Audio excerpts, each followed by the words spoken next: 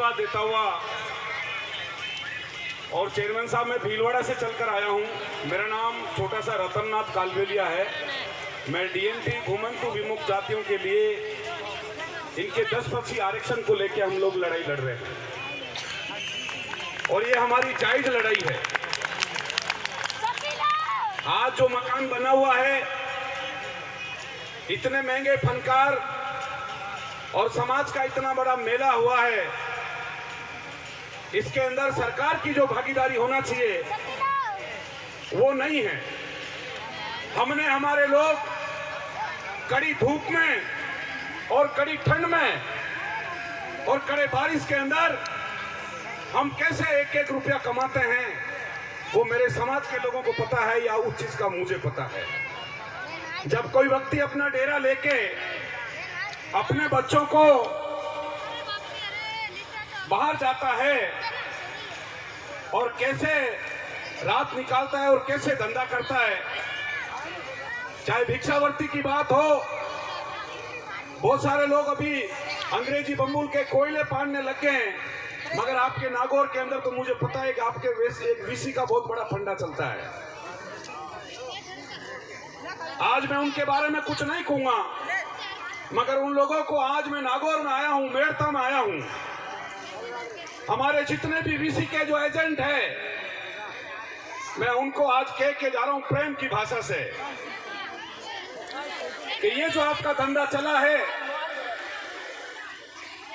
उस पे आप कहीं न कहीं धीमी गति लगाम कसने की कोशिश करना।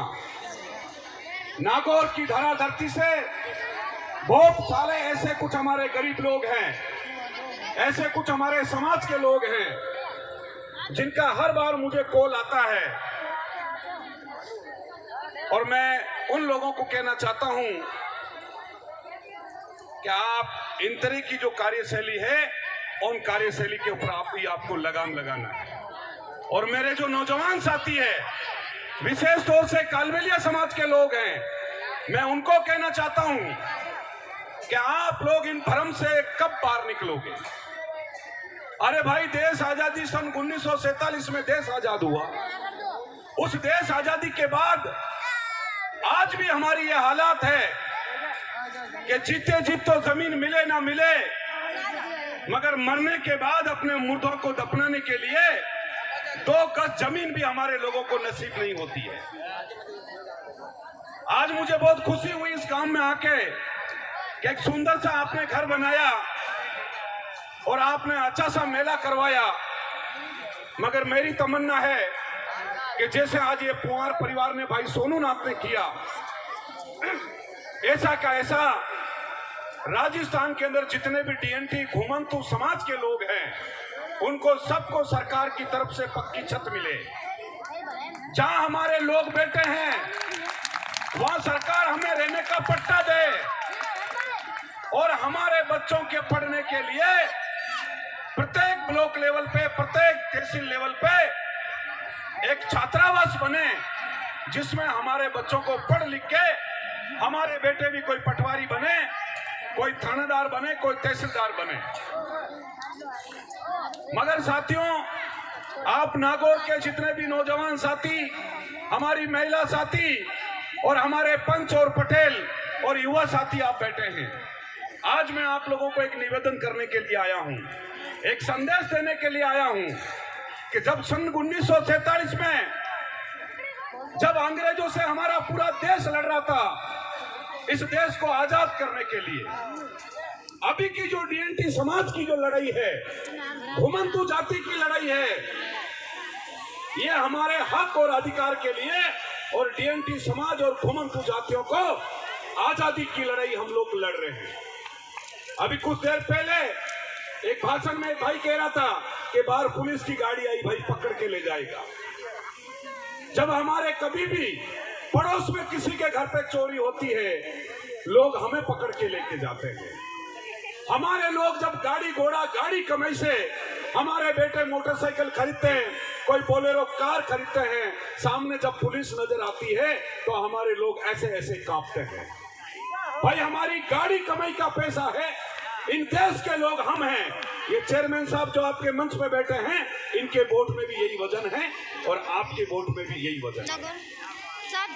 मगर दुर्भाग्य इस बात का है कि हमारे अंदर शिक्षा का अभाव है।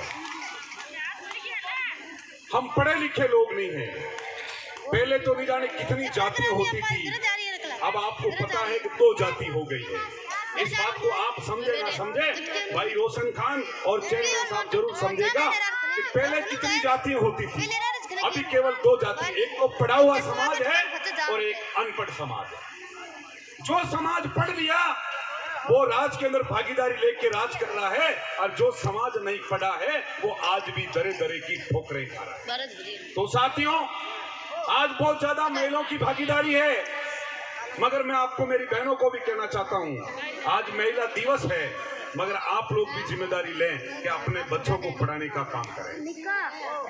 मुझे पता है कि आप जब तक नहीं पढ़ोगे, हमारे बच्चे नहीं पढ़ेंगे और हम स्थायी नहीं रहेंगे।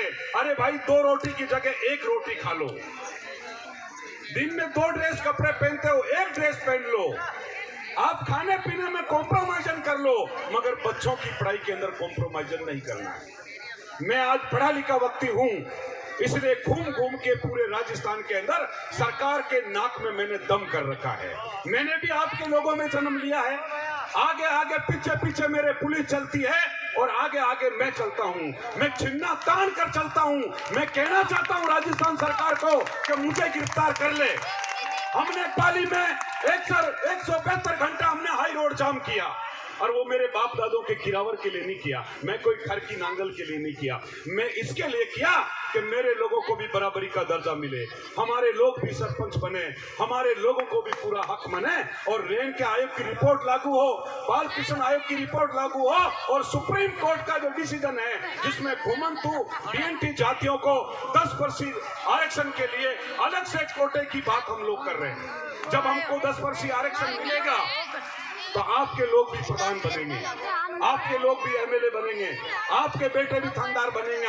जब कोटा किसी समाज का रिजर्व हो जाता है तो कहीं न कहीं वो समाज सरकार की भागीदारी के अंदर आता है। तो साथियों, आप लोगों ने जिस तरह का मेरा मान सम्मान किया और जिस तरह का आपने स्वागत किया, मैं आपकी इस मेड़ता की सिटी में मैं आपका बहुत बहुत ऋणी हूं।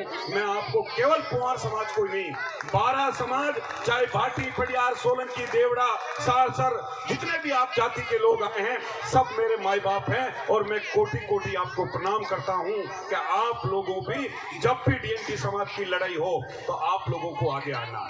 साथियों, 11 मई को जेल भरो आंदोलन कर रहे हैं। मैं भीलवाड़ा से चलकर आपके बीच में इसलिए आया कि ये एक मेन बात मुझे आपको कहनी थी। जितने भी नौजवान साथी आप सुन रहे हैं, और जिसने भी आज मेरा फोटो जो आपने आपके मोबाइल में कैचअप किया है, आप आज के बाद प्रचार करोगे कि आने वाली 11 मई को 1 लाख लोगों के साथ पाली बालराई के अंदर हम जेल भरो आंदोलन करेंगे। देश आजादी के दौरान ये तो महात्मा गांधी जी ने किया था और के अपन लोग कर रहे हैं। हम जेल भरो आंदोलन इसलिए कर रहे हैं कि हमारा हक हमें पूरा मिले, हमारे को शिक्षा का अधिकार मिले, हमारे को बराबरी का दर्जा मिले। ये झूठे मुकदमों में झूठे लोगों को हमारे साथ जो मारपीट होती है, अभी आपको पता है एक ट्रेंड चल रहा है बच्चा उठाने का, सुना है आप लोगों ने, मगर अधिकतर हमारे लोग जब भीख के लिए जाते हैं तो हमारी बहू बेटियों के साथ मारपीट होती है, हमारे लोगों को मार दिया जाता है, और हमारे लोग बहुत वो करते हैं। तो जिस दिन साथियों आप लोग जब हक की लड़ाई लड़ोगे, आप लोग एक ठाणे की लड़ाई लड़ोगे, जिस दिन सरकार के अंदर आपकी भागीदारी होगा, मैं आपका भाई सिर पर कफन ओढ़कर पूरे राजस्थान भर में घूम रहा हूं, और हम बहुत जल्दी इस राजस्थान सरकार को घुटने बल पे लाएंगे, और हम चुप बैठने वाले नहीं है। आपको पुलिस प्रशासन किसी व्यक्ति से डरने की जरूरत नहीं है। आधी रात को कॉल करना, हम यहाँ के लोगों से बात नहीं करेंगे, इनके बाप जयपुर में बैठते हैं, हम उनसे बात करेंगे, मगर आप लोगों की मदद करेंगे। उन्हें आपको नागौर की धरती पे, नागौर की वो धरती है, नागौर की वो धरती है कि ये बहुत ही सूरवीरों की धरती है। तो इसलिए नागौर की धरती को मैं नमन करता हुआ आप सभी लोगों को पुनः हाथ जोड़ के बहुत बहुत धन्यवाद। जय गुरु गरीबनाथ जी की। अब मैं माफी चाहूंगा कि मुझे तुरंत निकलना है, इसलिए आप आराम से, आपके महंगे फनकार है, आप उनको सुने, आप आराम से अपना घर सुबह का खाना कर आप आराम जाए। और विशेष तौर से कुमार समाज की तरफ से मैं भी आपका स्वागत करता हूं। आप सभी को धन्यवाद। क्या बात है।